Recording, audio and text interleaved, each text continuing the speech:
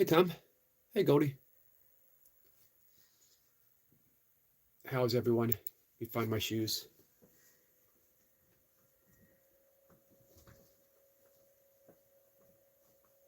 I know they're around here somewhere. So, I'm better, but not all the way better. If it goes for those keeping score. Hare Krishna, Tom. Goldie, I hope you're well. We got Vamps and Goldie. As some of you might know, Vamps and Goldie are very close to each other.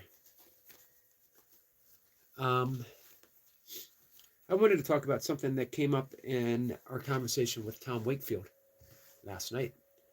I'm hoping our friend Estot shows up because he had a concern, and it's an important concern. And I want to make sure, hey, Miss Flipper, I want to make sure that people, I'd love for Estot to hear it. Hey, Rowan, how long am I in timeout for? Are you timed out? I did not realize that you were timed out. How can I see you if you're timed out? And, I would love for Miss Flipper. I wish this had been asked when Miss Flipper was up. A lot of times when I have a guest, a lot of times when I have specific guests, they're talking about something that they really want to talk about. So it's not as interactive all the time. Now, other guests are very, very interactive. And hey, Praveen, thank you so much, my friend. What I love about my conversations with Miss Flipper is that we are very interactive. And I think that is because Miss Flipper comes in already as a friend to everyone. So, we can interrupt, we can take questions, and we can talk about it, and we can pivot in all kinds of different directions. Give a big thank you to our friend Praveen.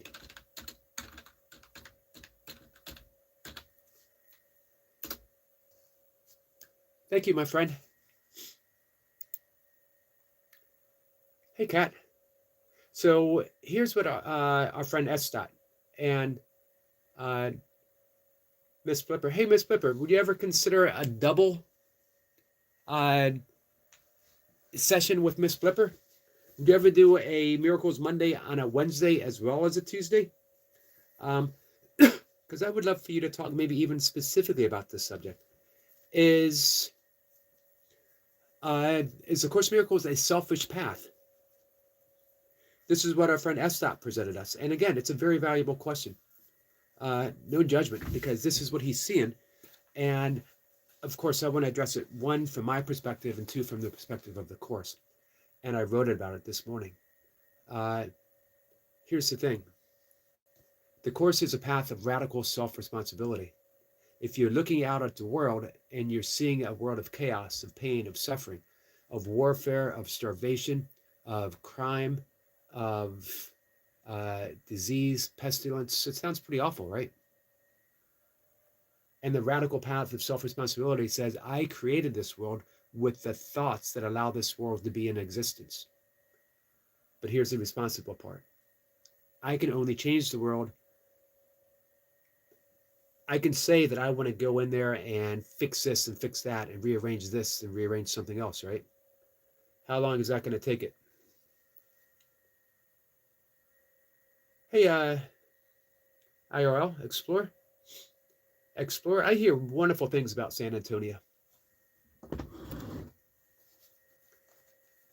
So I'm never, ever going to fix the world. Not by going out and trying to fix the world, right?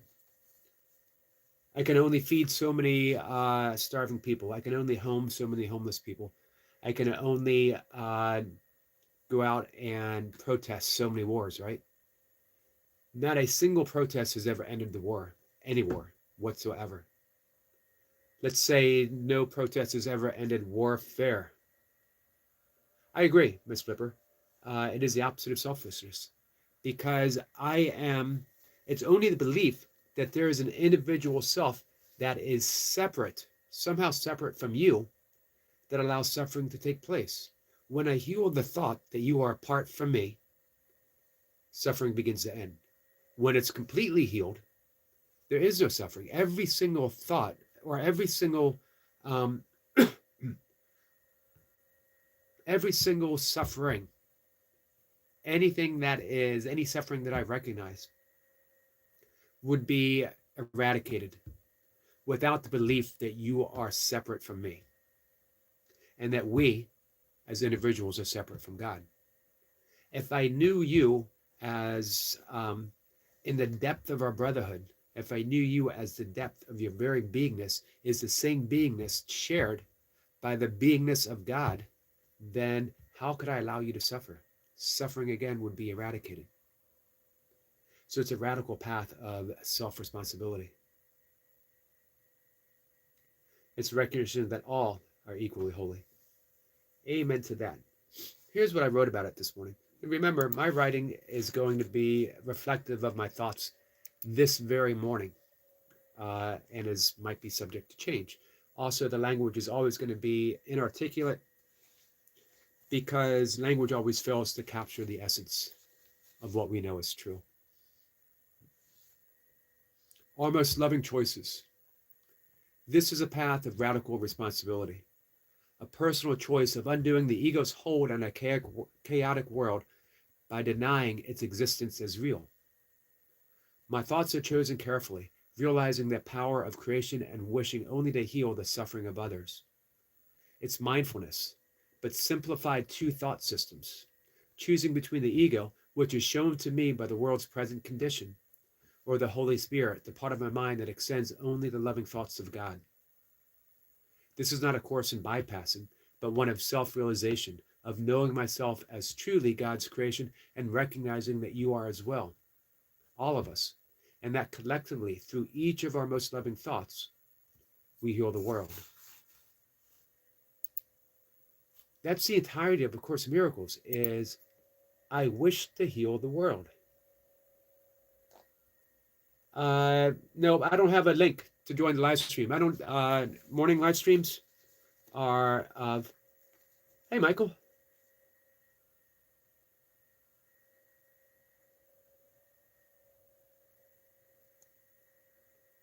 Let's see. What day?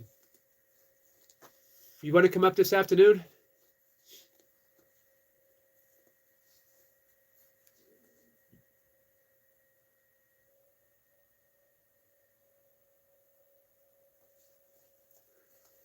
We can do a sharing Wednesday.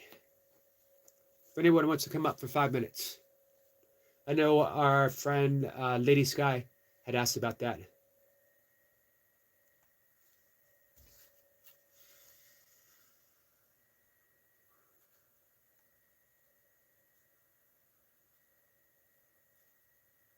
Give me 1 second. 1 second. 1 second.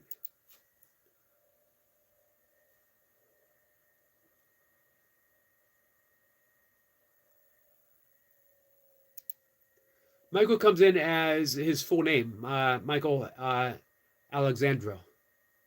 I'm actually editing something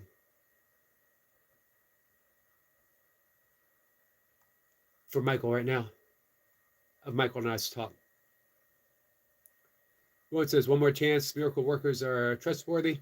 A postal address team, are ye miracle workers? 250 USD. This man is in need of sleeping bag, an address, or more Mormons. I understood very little of that. Goldie says, hi there to Tiger King. What time is that in UK time? I don't know exactly. It'd have to be in UK to know, right? I think we're a 5-hour difference or so. It's the same time we're always live, TK.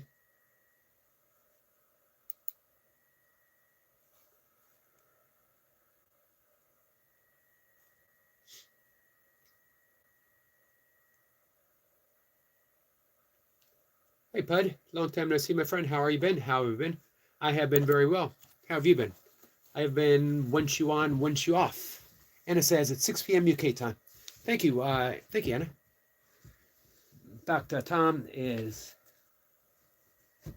sending some love, extending some love.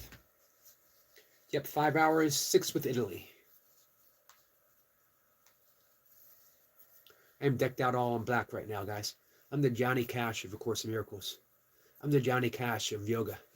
I'm Yogi Cash. Yogi Cash. You remember that classic album cover? Johnny Cash flipping the world off? It's me right now. Yogi Cash. That's going to be my name from now on. Yogi Cash. I know you're mine because I walk the line. Wannabe Cash? What do you mean wannabe Cash? I'm Yogi Cash, man.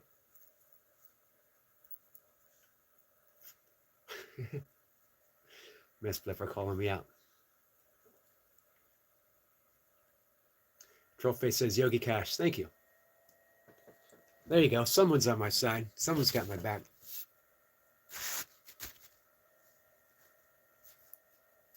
The Yogi in black. That should be my moniker. The Yogi in black.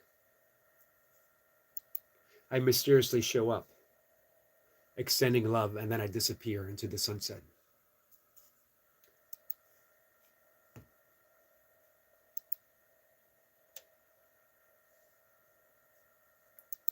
With my sidekicks, 2 little black cats that constantly wander off after annoying me for a short bit.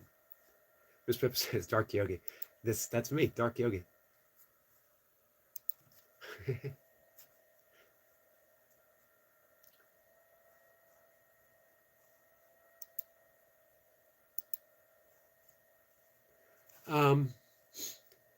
Simpa says the self is boundless, unified expression of a mirror reflecting universal truth. Selfishness, conversely, is the ego's narrow contraction, mistaking a single finite reflection for the whole mirror. Thank you, Sniper. So again, I really thank Estot for saying that. He was saying that he found the course to be very centered on, and he repeated this, me, me, me, me, me. And that shows to me that maybe I have not gotten the message across as well as I should have. In the absence of a me, in the absence of a belief in a me, then I see that we are not separate from each other. In the absence of a me, I cannot see separation at all. Any act upon myself is an act upon you. Any act upon you is an act upon myself. So any healing thought, any loving thought that I have is extended, shared. It has to be shared. Minds are linked. And there is only every loving thought of God. But as an ego, I believe that minds are not linked.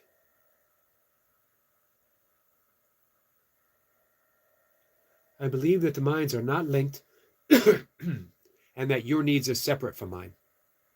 And that my needs are of the utmost importance. Even if I perform active charities, I'm doing it because it feels good. I am doing it because I'm going to get better karma. I'm doing it because I'll get into heaven. I'm doing it because God commanded me to do it.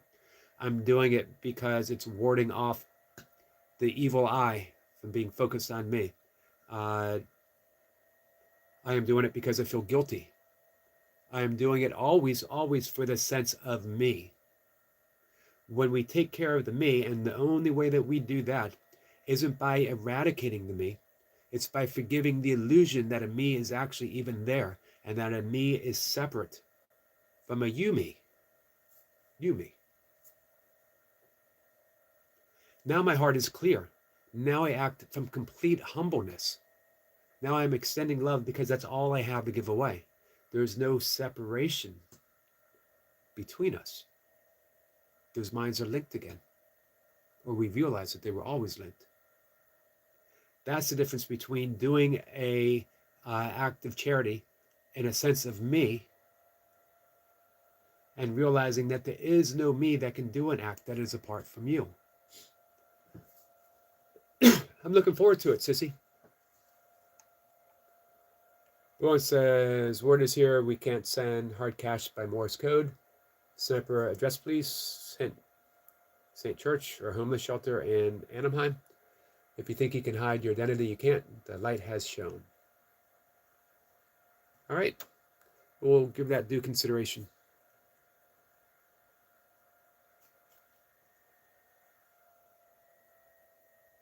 This episode says, reminds me of a kid game. Why?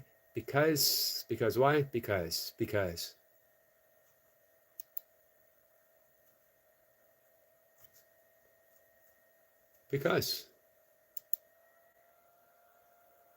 I think every kid has driven their parents crazy with incessant questions of why. Why is this? Why is that?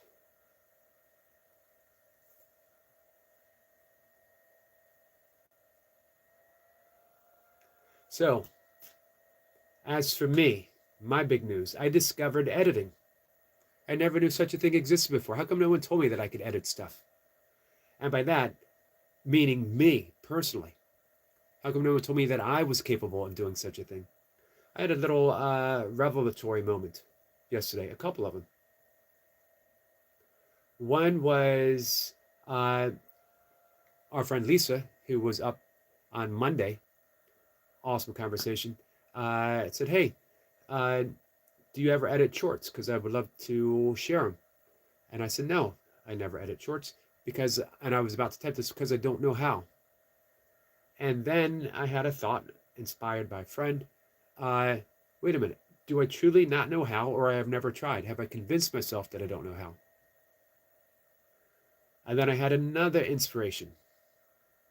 And this was the inspiration of the wonderful stuff that Kat does. Check out her channel. I know everyone here is subscribed to Kat, but have you ever spent time over at Kat's? Not just her live streams, which are wonderful, a healing place without an announcement that this is a healing place, but the creative work that she does behind the scenes. She takes her live streams and she makes little tiny works of art out of it. She's masterful. She would never claim such a thing. She doesn't have to, because I'm going to make that claim for her. And I thought, you know what? I would love to channel a bit of that creativity. If minds are linked, then I can touch upon the same creative source that Kat touches upon. Now, maybe I am a little less of a channel for that in this particular modality of editing, but that doesn't mean I can't touch into it to the extent that I'm capable right now. And Kat is someone who shares endlessly of herself, so I was able to tap into that creative source, and I've been editing. It's fun. I love going through conversations I've had with people. So there's little moments that have really touched me or touched people in the chat, and saying, well, let's clip that and offer just that to people, because someone might not want to watch an hour and a half of me droning on about something. But they might want to watch 5 minutes of me droning on about something, or better yet, they might want to watch 5 minutes of someone else being completely inspired and listening to them, so they can say, well, I most certainly do not want to listen to Yogi drone on about something, but I love listening to 5 minutes of this other person being completely inspired and offering these insightful and loving thoughts. But the joke's on you, because we just said there are no others. So that means when you're watching someone else, it's the secret trick of getting you to listen to me. So there. Kat sends some love. In short, live and learn, says Miss Flipper. Rowan says, the light has shown a homeless shelter in Anaheim. I hope it's a healing light. I hope that homeless people have shelter for as long as they need it, my friend.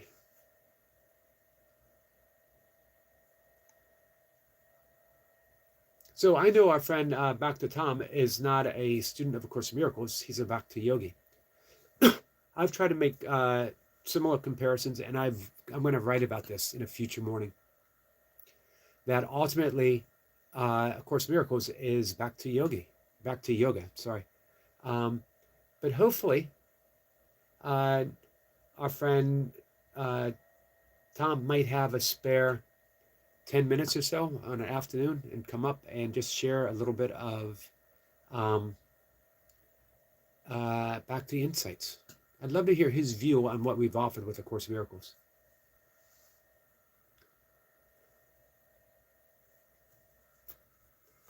Hey, Anna, I hope you're doing well today. Kamari, it's nice to see you, my friend. Hey, Carl. Good morning, everyone. Passing through. I appreciate you stopping by on your way of passing through.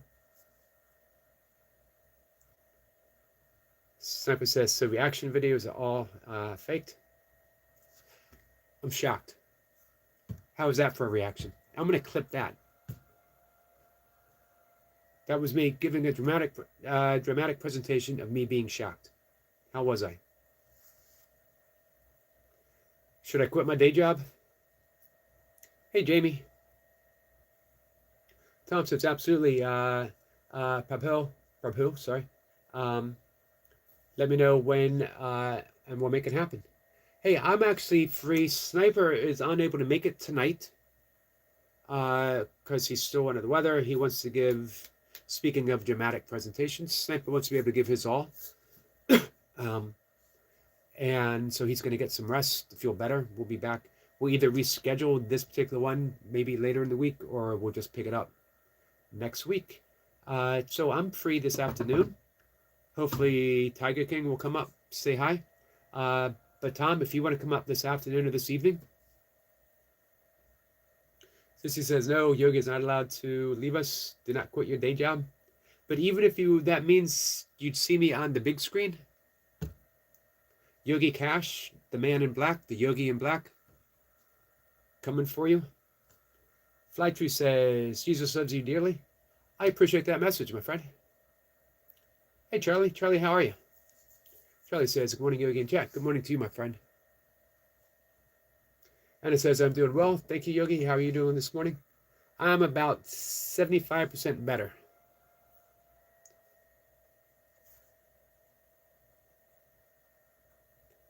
Moon says, when Yahweh said, thou shalt not kill, he didn't specify to only humans, fish, or sentients, as well as all animals. You're preaching my language, my friend. That's why I'm a vegan. Kachao? Where did that go? Oh. Hope you're having a blessed day, night, my guy.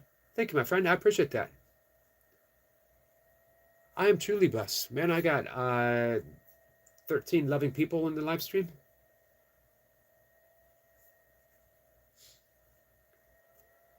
Just put up my Christmas tree yesterday.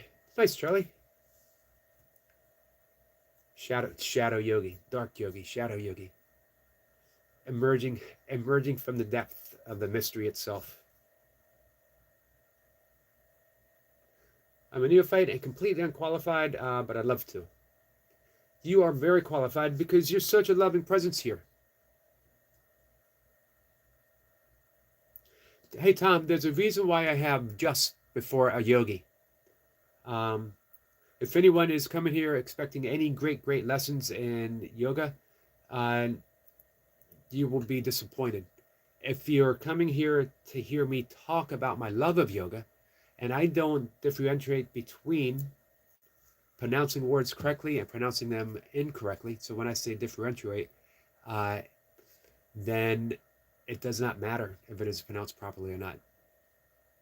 It means the same thing. But I do not differentiate between yoga and A Course in Miracles. It's all yoga. Life is yoga. Life is the recognition of union in all things, every interaction, and how it unfolds. So for me, I don't say this is yoga, this is A Course in Miracles. I teach A Course in Miracles, I teach yoga. I teach what I most need to learn. And what I most need to learn is that I am not separate from you and that we are not separate from God. So how do I learn that? I learn that through the practice of forgiveness. Forgiveness is, I'm going to see if I can find the clip from Miss Blipper describing forgiveness. I know it's somewhere on the live stream yesterday.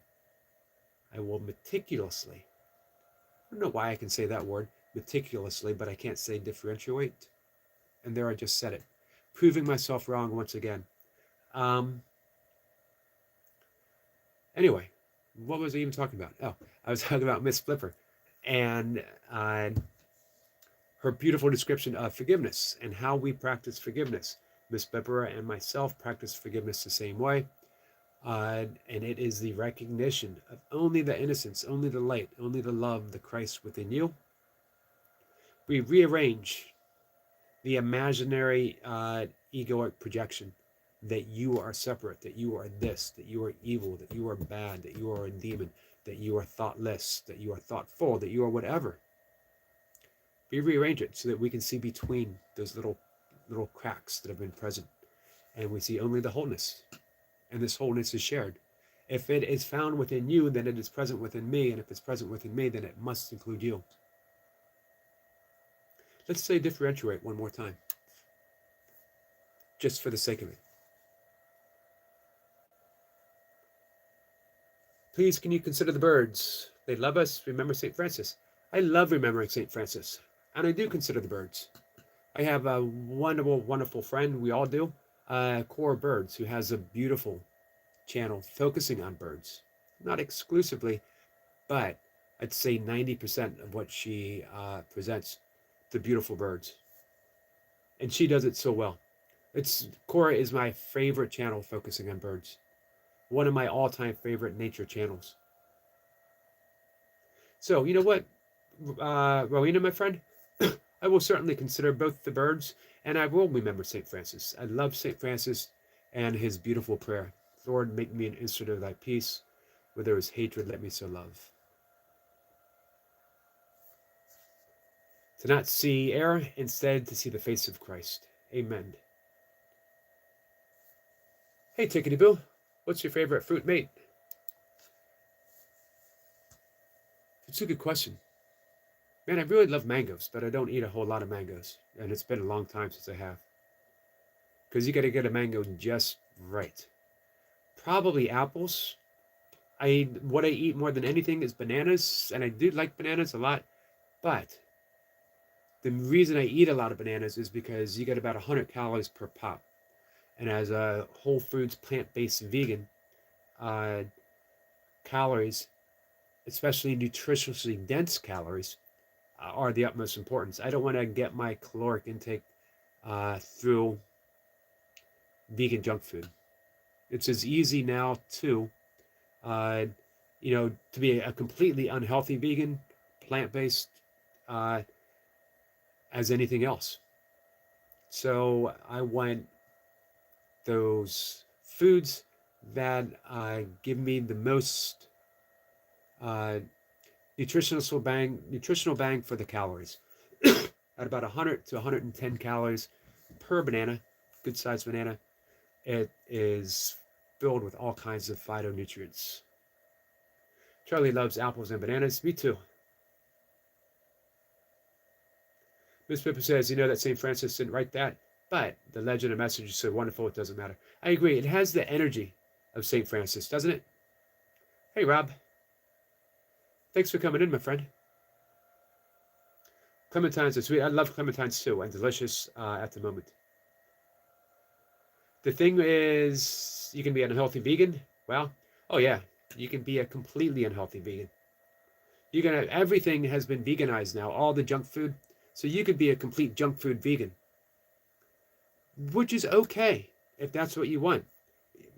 Remember, most vegans are vegans really not for health reasons. For me, it's a great side benefit.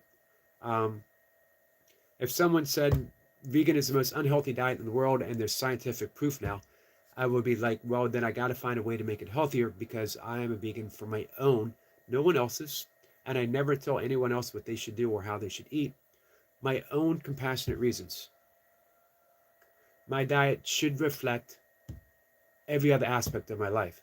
I can't talk about kindness, which I do, without being kind to everything and everyone, to the best that I'm able to, including, as our friend Marina said, including the birds. That's why I don't eat sparrows, or crows, or blue jays, or chickens and turkeys. Dread Pirate says, thanks, guys. You're welcome, my friend. My only issue with clementines is they're so small, but they're bigger, they'd be regular oranges. So I have no issues with clementines. But I could sit and I could probably eat a whole bag of clementines.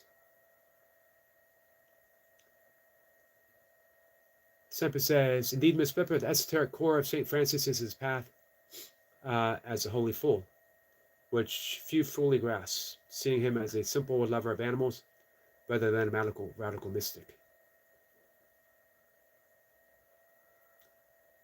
He was like, hey, I'm walking here. St. Francis? Charlie says, yeah, they are tasty. My favorite story of St. Francis is his entire life. He had a great fear of lepers, with good reason. Lepers were ostracized for a reason back then. A highly contagious disease. There was no cure. I'm not even sure if there's a cure for it now. I don't believe there is. But it is not as prevalent now as it was. And there was sort of a sticking point for him that he could offer love to every creature, but his great fear of lepers prevented him from extending true compassion towards a leper because it was overrun by fear. Fear changes everything. When we are living in fear, then we are unable to truly be compassionate. I don't know if it is, Pirate. I don't know if it is.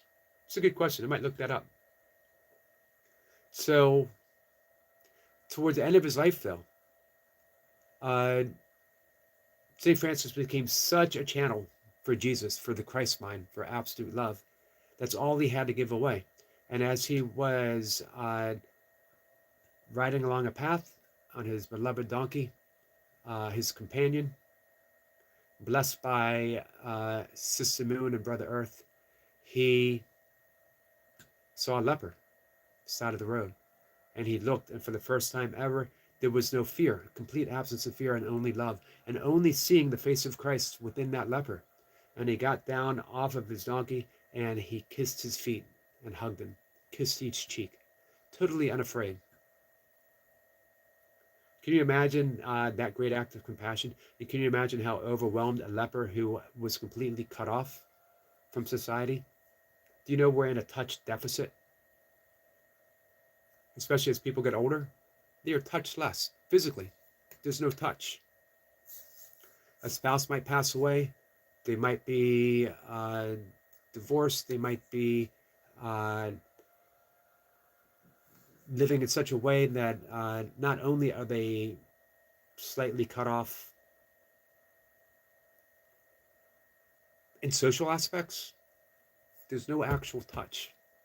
We're touching creatures. We are supposed to be loved. We're supposed to be caressed. We are supposed to be, someone is supposed to put a hand on our temple and tell us that we're beautiful, even when we don't feel like it, especially when we don't feel like it. Let me bring up a poem, and we will get ready. Not quite, but get ready to end the live stream after this. This is, I think, maybe the most beautiful poem ever written. This is the message of my channel.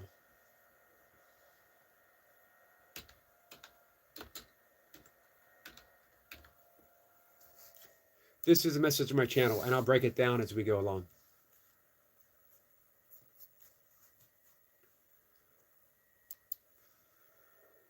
I love reading this. Any opportunity I get, maybe I'll read it again this afternoon. This, by the way, I wonder if our friend Tom would agree. This is back to Yogi, back to yoga, right here. This is by Galway Kinnell. St. Francis and the Sow. The bud stands for all things, even for those things that don't flower. For everything flowers from within of self-blessing. Though sometimes it is necessary to reteach a thing its loveliness, to put a hand on its brow of the flower and retell it in words and in touch that it is lovely, until it flowers again from within of self-blessing. As St. Francis put his hand on the creased forehead of the sow and told her in words and in touch blessings of earth on the sow, And the sow began remembering all down her thick length, from the earth and snout and all the way through the fodder and slops to the spiritual curl of the tail. From the hard spininess spiked out from the spine down through that great broken heart to the sheer blue milk and dreaminess, spurting and shuddering from the 14 teats into the 14 mouths, sucking and blowing beneath them, the long, perfect loveliness of sow. Man, I've read this about 1,000,000,000 times, and right now my eyes, I feel the tears beginning just reading it. Everything flowers from within of self-blessing, though that it is sometimes necessary to reteach a thing its loveliness. Imagine if the entirety of our spiritual practice was reteaching each other our loveliness. To even metaphorically put a hand on the brow of a brother and a sister and say, "You're lovely," and I see it and I remember it and I invoke it. I am invoking your loveliness right now in this conversation. I hope to invoke your loveliness. I hope you walk away from this morning's live stream and say, I remember. I remember that I'm lovely. I look past what the beliefs I have about myself. I look past what the mirror might tell me personally. Every day I have someone coming in my live stream telling me I am not lovely. I have someone telling me that I'm too bald, that I look this way or I look that way, that my beard is a hot mess. All right, that's actually me looking at my beard and saying that. I continuously remind myself that I am not lovely. And yet I try to go through the day reminding others that they are lovely. But guess what? I cannot recognize your loveliness without first recognizing my own. I cannot recognize my own unless I look at you and remember your loveliness, to literally see your loveliness. And I'm not just talking about within, because when we recognize that loveliness within, it shines forth. It touches every little micromillimeter, every little particle of your existence. You light up, you shine. Every aspect of you. Your face, your shoulders, your back, your ankles. Everything about you is absolutely lovely because it carries the essence of who you are. Christ is literally speaking forth through every particle of your body. Ultimately, the body is a symbol, and it is a symbol of separation. That doesn't mean that we can't see the beauty that is shining forth and repurpose it. Remember, we can give everything the purpose of the Holy Spirit. It does not have to serve the purpose of the ego, including the body. We can repurpose the symbol. And I see you, and I see how lovely you are. And I want to tell you again and again in words and in touch how lovely you are until you flower again from within of self-blessing. Sometimes it is necessary to reteach a thing its loveliness. Hope you remember.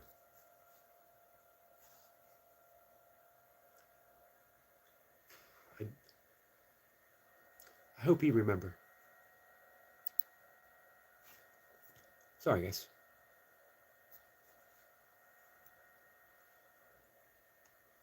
All right, I think that's a good time to wrap things up.